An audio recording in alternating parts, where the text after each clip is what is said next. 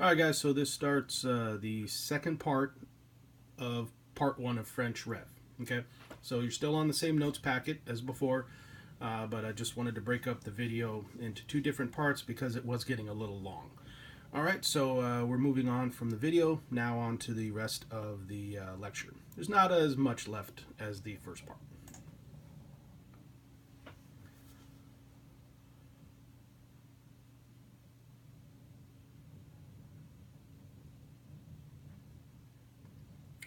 All right, so with everything going on in the government, with government spending on the rise, more mouths to feed, economic depression, the government banks, coffers, if you will, are they're low on cash.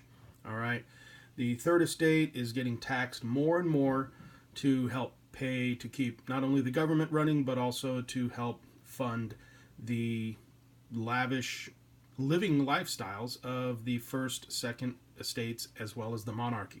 All right. Now, the first and second estates and the monarchy, they're not completely ignorant of all this. All right. Yes, they don't care. All right. They don't care that the third estate is shouldering the burden of all this, but even they understand that. Okay, we at least need to hear them out a little bit. Otherwise, we could be looking at straight up revolt. So, what happens is in 1789, we have a meeting of all three estates. All right, so this is like a big, huge meeting of the representatives of all the three estates meeting in one building so that they can try to hash out some of the government problems. And this big meeting is simply called the Estates General. All right, that's what the meeting is called. It's called the Estates General. Now, what happens is the first and second estates, they know that if the third estate is actually allowed to vote on anything, then they know that the third estate will vote in whatever changes they want because they can clearly outvote the first and second estates. Remember, third estate makes up 97 to 98% of the population. So they have more than enough people, more than enough representatives to outvote the first and second estates. So after the initial gathering of everybody and the third estate is able to voice some of their concerns, the first and second estates, they call for, okay, let's take a break and let's come back and have a vote. So the third estate, at first, they actually think that change is possible because they think they're going to get to vote. Doesn't end up being the case. First and second estates actually lock the third estate. They actually physically lock the doors of this building so that the third estate cannot come back in and even hold their vote.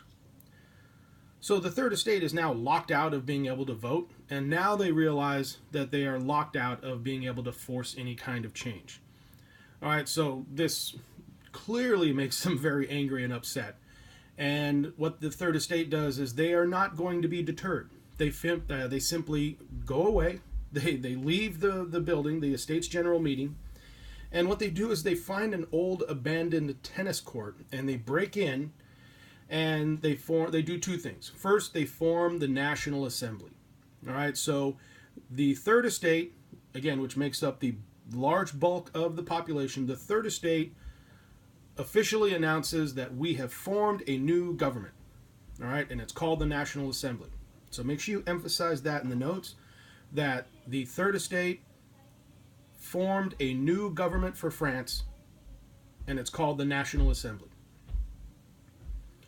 This National Assembly, they break into the tennis court, and they make what's called the tennis court oath. Okay, tennis court oath, definitely a quiz or a test idea here. Okay, tennis court oath, National Assembly. All right, forming the new nation, or the new government. And at this tennis court, they make the tennis court oath, vowing to keep meeting until a new French Constitution is written. All right, so right now that's the goal of the National Assembly, is to keep meeting until a new French Constitution is written.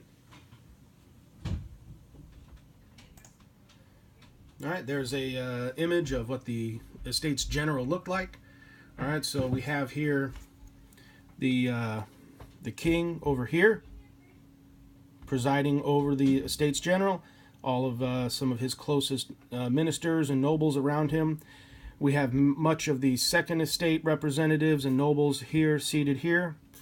We have judges here, also part of the Second Estate. The clergy is mixed in there as well. And then out here on the outsides out here, that's where we have our Third Estate and their representatives.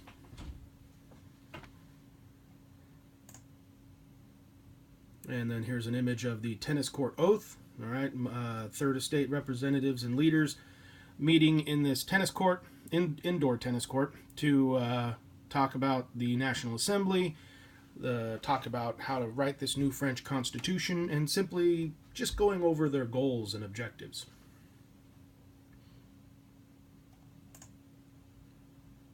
All right, with this next video, like the last one, I'll have some additional instructions for you guys, including some specific questions that I want you to consider and respond to.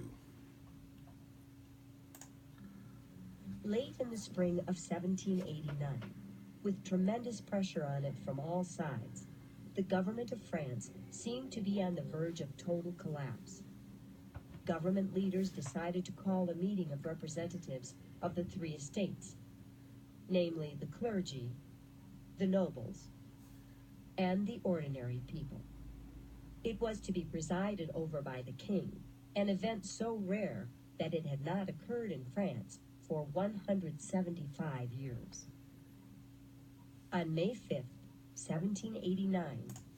Now that little fact right there kind of gives you an idea of not only King Louis, but past monarchs, how little they cared about what went on with the Estates General, and they left a lot of the government running to the First and Second Estates. Not to say that past monarchs didn't make decisions. They certainly did, and in the past, France had had some very good monarchs. All right, but in that 175 years since the king last presided over an Estates General, that just tells you how uninvolved the king was with the First and Second Estates decisions. Here at the enormous royal palace of Versailles, that was home to King Louis XVI, hundreds of people arrived to attend the meeting. The common people brought with them lists of grievances or complaints that were presented to the king. But the king showed no sign that he was ready to make any changes, and the nobles decided they would block all attempts at reform. That was why the leaders of the... All right, so one big thing that I want you to get down here, and I'll even give you guys some questions here that you can totally use on your left-hand questions column as review and help questions to help you review your notes. All right, so first question, and you can totally use this in your left-hand column. What did the normal Third Estate people bring to the Estates General? All right, so if you need to, go ahead and review the video again. What did the normal people from the Third Estate, basically the Third Estate as a whole, what did they bring to the Estates General? And then how did the king and the Second Estate respond? All right, so there's a couple of questions you can use right there, but also, and then make sure that you get the information on those questions in the body of the notes. All right, so what did the Third Estate bring to the Estates General, and how did the king and the Second Estate respond? Okay, so you can leave this paused as long as you need to get down the questions, but also then to get down the information in the body of your notes, and then we'll continue on with the video. Third Estate decided to form a new government, which they called the National Assembly. They invited nobles and clergy to join them as equals in governing the country. Few agreed, but one nobleman, the Marquis de Lafayette, a man who had served as a general in the American Revolutionary War, played an important role in setting up the National Assembly. In the end, the king and nobles lacked the power to stop the new government. Nevertheless, many of them secretly plotted to destroy it. As the National Assembly took over, a great fear seized the common people all over France. They believed the nobles were hiding large quantities of grain in order to starve them into obedience. And even though this was actually not true, A few of the magnificent palace homes or chateaux of the nobility were broken into and ransacked by angry crowds searching for food. And at that time, while the king still held some power, most people had come to believe that he had lost his ability to rule. On July All right, so another question that you can pose in your questions column, but then also that I want you to answer in the body of the notes, is why did people believe that King Louis had lost the ability to rule? And the answer to that has to do with both the nobilities and the second and first estates' response to the National Assembly's invitation to joining the new government, and then also King Louis's attitude and actions towards the National Assembly. Okay, so why did people believe that King Louis had lost the ability to rule? You can pose that question in your questions column, and then I want you to provide the information as an answer in the body of the notes. And again, keep this paused as long as you need to be able to get that down. We're going to go ahead and continue here. 1789. Impassioned speeches were delivered in the streets of Paris, warning that the king was planning to wipe out the National Assembly. And they demanded that strong action be taken to protect France's new government.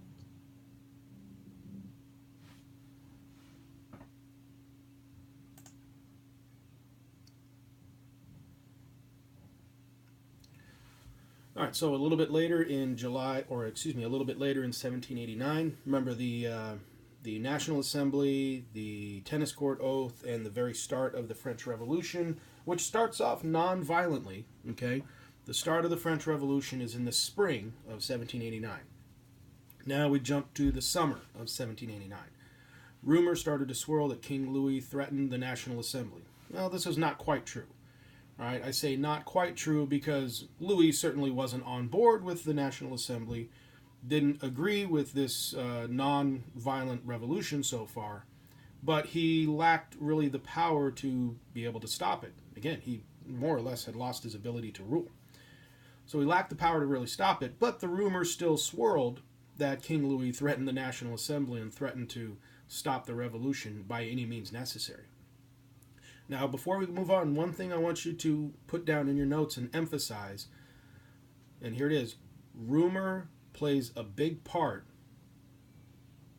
in the escalation of the revolution. Rumor plays a big part in the escalation of the violence of the revolution. Okay, one more time. Rumor plays a big part in the escalation of the violence of the revolution.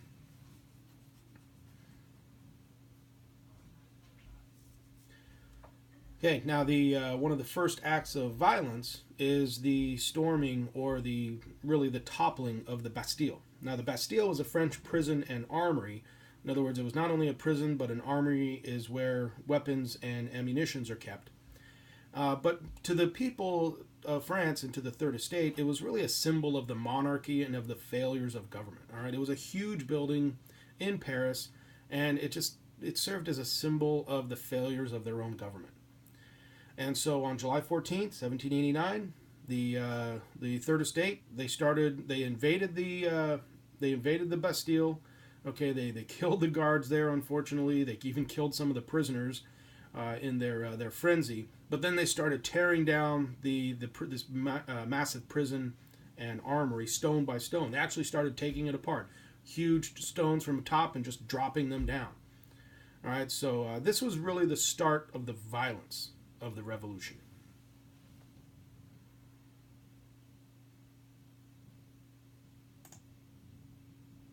There's a image of what the storming of the Bastille looked like.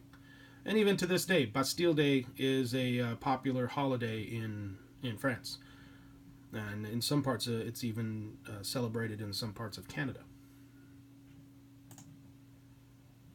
Another image of the storming of the Bastille. You can see here we have the Third Estate people, some of them peasants, some of them soldiers, and they're marching towards the Bastille. And then you have some of the king's troops coming to meet them. Now, this was not an all-out war or anything like that. There was some small fighting here and there, But for the most part, uh, no one was really able to stand in the way of the peasants and these Third Estate soldiers from destroying the Bastille.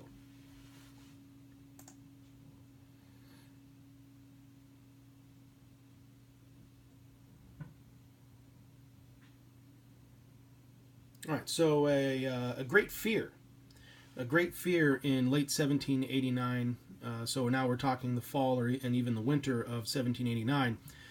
This was called the Great Fear. And what it was a senseless panic. Okay, so this panic was again based on rumor, and there was really no evidence or substance to this panic. It was just simply people heard a rumor, it started to spread, and then all of a sudden people were whipped up into a frenzy, and they started marching on King Louis's palace at the Versailles. Or at the palace at Versailles. Now, Versailles is it's not really a city. It's just the palace. All right, it's a huge castle with lots of rooms, lots of fancy stuff, and it belongs to the king and the queen and their family. All right, so that's what Versailles is. And so what happens is all these peasants, and a lot of them peasant women from the Third Estate, they hear the rumor that the nobility and the monarchy are hiding grain. And remember, bread is a huge staple of food in France, and so the hiding and the hoarding of grain comes as a huge insult because they think that the nobility and the monarchy are hiding all of this grain for themselves, and that the Third Estate won't be able to get any of it. All right, that wasn't true. This was this was totally false. But again, it was a rumor that just spread. And with the frenzy that everybody was already whipped up into during 1789, people took it as absolute fact right out the gate. All right, so what they did is they marched on King Louis's palace at Versailles. They also invaded some of the chateaus and some of the homes of some of the nobility, and they ransacked it. All right, they went into some of these homes of the Second Estate, and they tore the homes up. They were looking for grain. None of it was ever found. But then they would just move on to the next Second Estate home and do the same thing. And with the palace at Versailles, the palace wasn't really destroyed or anything like that, but some of the peasants and some of these peasant women were looking furiously for some of the grain. It wasn't found because again it wasn't true. But nonetheless, they did have a purpose here. They went to the king and they demanded changes. They demanded a better economy, and they demanded more government help in basic things like food, like bread. And it got to a point where angry peasant women, so angry Third Estate women in particular, they went into the king's home, and they stormed the king's home. They forced the door open, and they demanded that the king and the queen, so King Louis and Queen Marie Antoinette, they demanded that they go back to Paris. And so Louis was really forced to move his royal family back to Paris.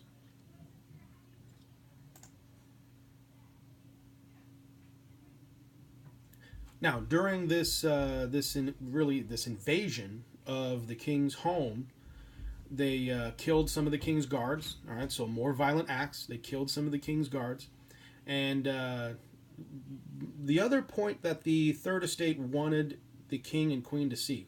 They wanted the king and queen to witness what was going on with the country. All right, they wanted the king and queen to know what was going on, why things were so bad in Paris and throughout the rest of the nation. They wanted the king and the queen's support for the changes that the Third Estate wanted. And this is where King Louis was not an idiot, okay? He understood. He read the writing on the wall. He understood that if he and the queen and their family refused, that more violence was very likely by the Third Estate. All right, so Louis decided, all right, we are going to move. Yeah, it was a decision on his part, but, let's face it, he was also kind of forced to do it. The Third Estate was not giving him much of a choice. The unfortunate thing here is that the king, queen, and their family would never see the palace at Versailles again. They would end up being prisoners, more or less, in Paris.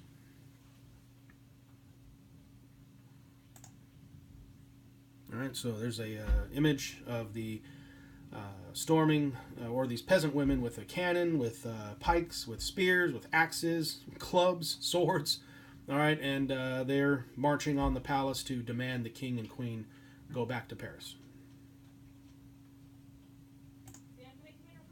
And then there's another image of the king and queen with their family here, the royal family, and they are on their way back to Paris.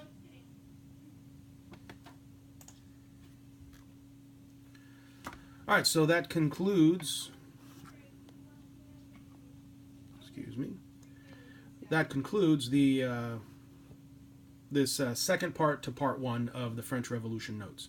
Okay, so make sure that you guys go ahead and review your notes, just like we went over in class. Compose those questions, come up with those summaries, and then we'll take a look at these notes on Tuesday to check them. All right, so make sure you get down both of these two parts of the lecture into French Rev Part 1 notes. All right, guys, have a great rest of the weekend. We'll see you next week, and take care.